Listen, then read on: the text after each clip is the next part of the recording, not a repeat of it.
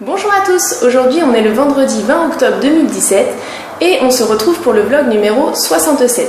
Donc aujourd'hui je suis en présence du docteur Nguyen qui est chirurgien plasticien et il va répondre à toutes vos questions. Bonjour docteur Nguyen. Bonjour Choupinette. Eh ben, je voulais vous remercier dans un premier temps puisque je vous ai appelé début septembre pour savoir si vous acceptiez de répondre aux questions et vous avez généreusement accepté, donc je vous remercie. Je vous en prie.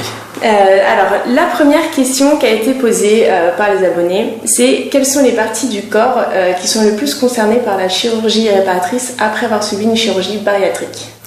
La première, c'est avant tout tout ce qui concerne l'abdomen, donc le ventre.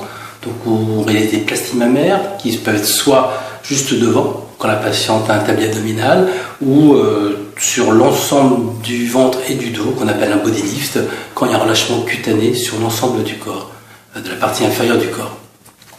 Après, c'est les cuisses, le plus souvent, ce qu'on appelle une dermolipectomie des cuisses, ou un terme plus général, un lifting des cuisses. Après viennent les bras, donc c'est une dermolipectomie des membres supérieurs, ou lifting des bras. Et pour terminer, c'est la poitrine. D'accord. Alors, une autre question, c'est à savoir, est-ce qu'il y a une prise en charge pour la chirurgie réparatrice suite à une chirurgie bariatrique? Alors, si la chirurgie bariatrique est prise en charge par la sécurité sociale, on peut, en ce qui concerne l'abdomen, en ce qui concerne les membres inférieurs, les cuisses et les bras, il peut y avoir une prise en charge par la caisse primaire d'assurance maladie.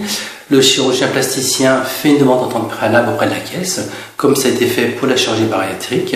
Et après, c'est le médecin conseil de la caisse qui décide oui ou non, en fonction de la perte de poids, en fonction des dommages causés par l'amaigrissement, avec donc ce relâchement cutané qui gêne le plus souvent donc ces patientes.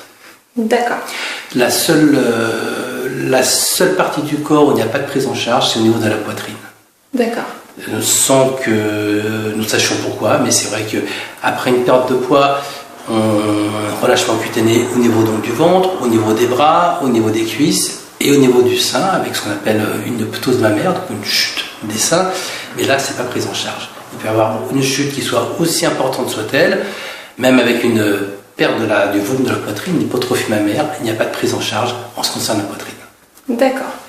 Une question qui revient également souvent, c'est à savoir s'il y a des dépassements d'honoraires pour tout ce qui est chirurgie réparatrice. En principe, oui. Il y a des dépassements d'honoraires qui sont en fonction de la patiente, du chirurgien, donc c'est vrai que c'est très variable. C'est très variable. D'un praticien à l'autre ou... Ça peut être variable d'un praticien à l'autre, mais c'est vrai qu'il y a des dépassements d'honoraires. D'accord. Et d'une partie du corps à l'autre, c'est pareil, le dépassement est variable? C'est sensiblement pareil, c'est sensiblement le même tarification, les mêmes honoraires. D'accord. Alors ensuite, la question suivante est de savoir si la chirurgie réparatrice est douloureuse. C'est une excellente question, Choupinette. Alors la douleur est, comme tout le monde le sait, fonction de la patiente ou du patient qui se fait opérer. De principe, on va dire que c'est douloureux, mais quoi qu'il se passe, c'est bien toléré et avec les médications actuelles, c'est tout à fait bien supporté. Cette douleur, c'est sûr qu'elle est maximum dans les 4, 5, 7 premiers jours, après avoir en diminuant. Mais c'est beaucoup en fonction de la susceptibilité propre de la patiente ou du patient en fonction de la douleur. D'accord. Ensuite, combien de temps après avoir subi la chirurgie bariatrique pouvons-nous avoir recours à la chirurgie réparatrice? Alors le temps est fonction d'abord premièrement du poids désiré par la personne.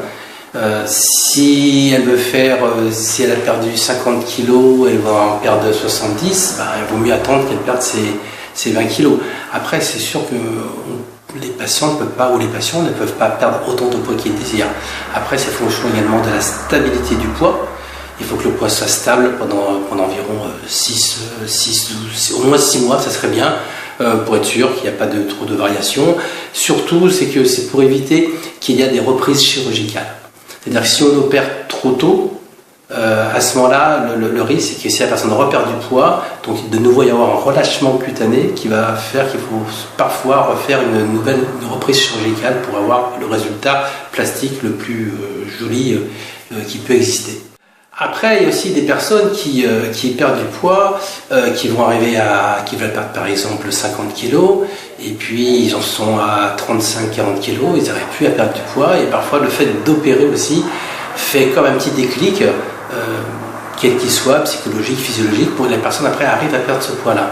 Alors c'est vrai c'est une vraie discussion entre le diététicien, le nutritionniste, le chirurgien bariatrique, le chirurgien plasticien et la patiente pour pouvoir trouver le moment le plus adéquat possible. D'accord.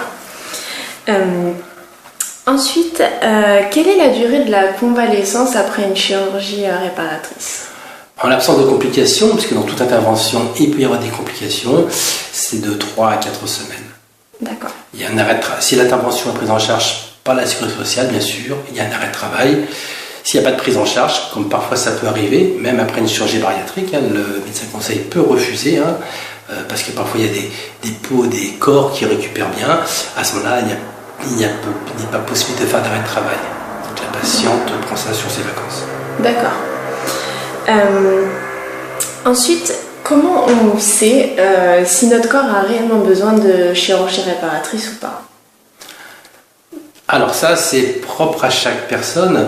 C'est la patiente ou le patient qui, en fonction de son vécu, en fonction de sa sensibilité, en fonction de l'image qu'il a de son corps, qui va dire « je ne supporte pas ce corps et donc je vais faire une chirurgie réparatrice ».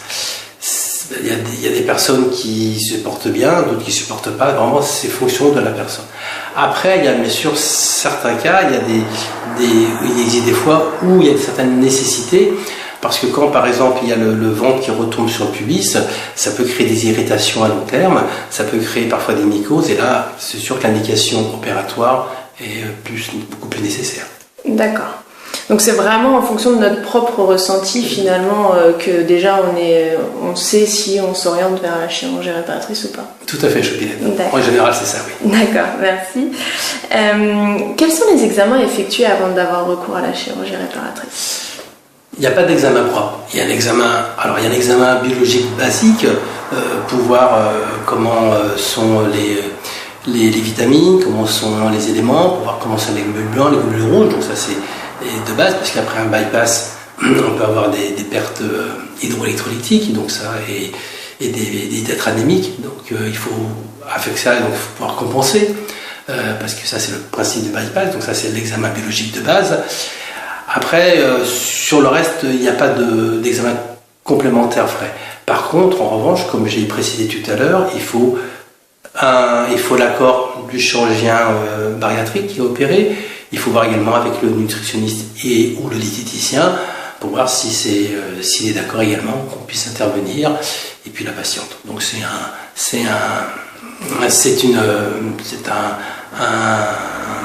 collégial en fait. Voilà, c'est collégial, merci. Alors, ensuite, est-ce qu'il y a des contre-indications à subir une chirurgie réparatrice ? Des contre-indications, c'est d'abord, il faut que le poids soit stable en principe, que la personne a perdu donc son poids. Après, il y a les personnes qui fument, le tabagisme. Donc, de toute façon, pour toute chirurgie plastique, en dehors du fait que le tabac n'est pas bon pour la santé, on le sait. Et là, il faut bien sûr ne pas fumer avant, après, très grossièrement, un mois avant, un mois après, pour qu'il puisse y avoir une bonne cicatrisation, puisque le tabac en fait va créer un manque d'oxygénation des tissus, ce qui fait qu'en fait les tissus on va pouvoir bien vivre et donc ça va mal cicatriser. D'accord. Donc ça c'est le point important. L'autre point sur les contre-indications, il faut bien sûr que toute pathologie, toute maladie qu'a la patiente ou le patient, comme un diabète par exemple, soit équilibré. Un diabète, s'il n'est pas équilibré, on sait que le patient a plus de risque de faire une infection. D'accord. Également de mal cicatriser. D'accord. Voilà. Et puis le dernier point, dirais-je, c'est la grossesse. Parce que si une patiente veut avoir un enfant, on va dire dans l'année ou les 2 ans qui suivent la perte de poids, c'est vrai qu'il n'est pas bon d'opérer autant attendre que la patiente ait fait sa grossesse.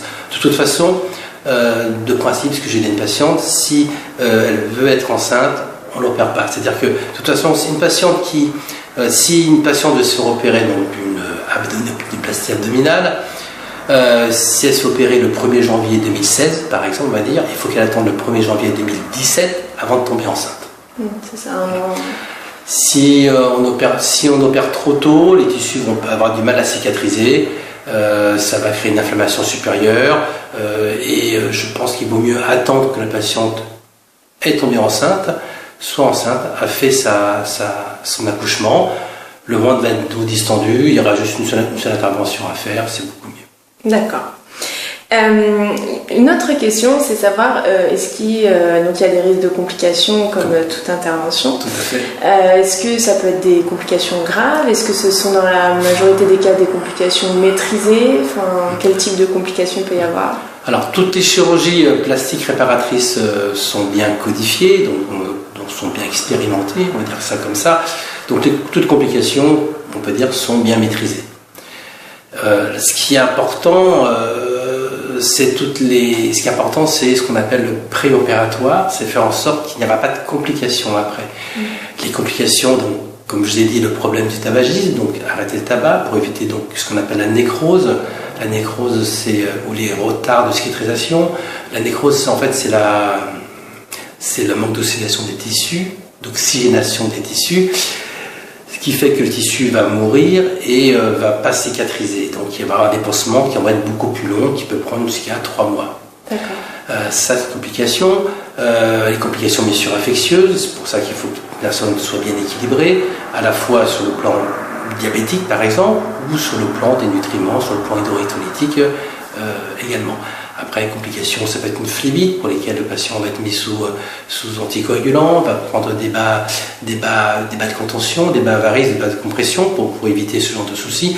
Donc c'est important, c'est tout ce qui est avant pour qu'il n'y ait pas de complications. Ce qui n'empêche, malheureusement, il peut toujours avoir des petits soucis, mais ils seront limités et ça n'augmentera pas le post-opératoire ou l'arrêt de travail de manière de 3 à 6 mois, par exemple de 3-4 semaines, ça peut durer 4-5 semaines. D'accord, oui, ça reste limité. Ça reste limité si tout est bien prévu, si la patiente fait bien également ce qu'il faut. Il faut jouer le jeu, quoi. Il faut jouer le jeu. Et le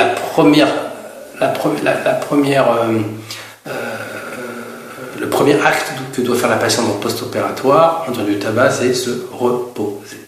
D'accord. Donc arrêt complet, il faut vraiment prendre soin de soi. Tout à fait. Ne serait-ce que par exemple, si on opère au niveau donc des cuisses pour faire une dermolépectomie des membres inférieurs, il ne faut pas que la patiente, après l'intervention, dans 2 semaines qui suivent, parce qu'elle est chez elle au repos, qu'elle va commencer à courir, faire le ménage, il faut marcher tout doucement, vraiment très doucement, s'asseoir doucement, pour que ça puisse bien cicatriser. Sinon, comme il y a une tension sur les cicatrices, puisqu'on va retirer de la peau pour retendre la peau, il y a une tension. Donc si on force trop, cette tension, on aura fait tout ce qu'il faut, elle va lâcher. D'accord. Repos alors. Repos. Il faut se faire coucouner si c'est une femme, par son mari. D'accord, c'est un bon plan peut-être. On peut faire une ordonnance. Alors, et la dernière question, c'était de savoir, après avoir subi une chirurgie réparatrice, quelles sont les conséquences s'il y a à nouveau une reprise de poids ou une grossesse, comme on en a déjà parlé. Alors en fait, une fois que l'intervention a été faite, si on attend 1 an, on va dire, en fait la personne la peau, le corps, la physiologie va reprendre sa fonction normale, va vivre normalement. Donc si la personne reprend du poids, ou si la patiente va faire une grossesse, la peau va se distendre normalement. Après, la récupération sera fonction de la distension, de la qualité de la peau. C'est vrai que la qualité de la peau d'une personne qui a été obèse, c'est vrai qu'elle est de moins bonne qualité qu'une personne normale. Donc c'est vrai que de manière générale, la peau va pas très bien récupérer si la personne après, elle prend beaucoup de poids et elle repère du poids. Donc il y aura peut-être plus pour eux que pour une personne non obèse au départ, un risque de reprise, de retouche chirurgicale. D'accord. Ce que je voudrais également préciser pour les patientes actuellement en surcharge pondérale, c'est qu'à partir du moment où elles vont se faire opérer d'une chirurgie bariatrique, il faut qu'elle sache les séquelles, on va dire ça, ou comment va être le corps après cette chirurgie bariatrique, avec cette perte de poids et pour ce relâchement cutané, cette ptose cutanée qui peut être à la fois donc sur le ventre, sur les seins, sur les cuisses et sur les bras. Donc il faut que la patiente soit bien consciente. Et j'ai un certain nombre de patientes qui viennent en consultation et qui parfois disent qu'elles regrettent de s'être fait opérer d'une chirurgie bariatrique. Alors après, il y a des obligations, dans le sens que quand la surcharge pondérale est néfaste pour la santé, avec l'hypertension artérielle, l'hypercholestérolémie, le diabète, etc., ça, effectivement, c'est une nécessité médicale. Mais dans d'autres cas où la nécessité médicale est moindre, il faut vraiment que cette personne qui veut faire une chirurgie bariatrique soit consciente de ce relâchement cutané qui peut être vraiment, pour certaines patientes, un peu invalidant et qui après regrettent de s'être fait opérer de cette chirurgie bariatrique et de devoir faire donc par la suite des interventions de chirurgie réparatrice. D'accord. Eh bien, merci d'avoir répondu à toutes ces questions. Je vous en prie, Choupinette. Avec plaisir. C'est gentil. Si vous souhaitez vous abonner, n'hésitez pas à cliquer dans le petit cercle qui apparaît juste ici avec mon visage. Et vous pouvez voir ou revoir une de mes vidéos en cliquant sur l'image juste ici. Je vous souhaite à tous un bon week-end et je vous dis à vendredi. Au revoir.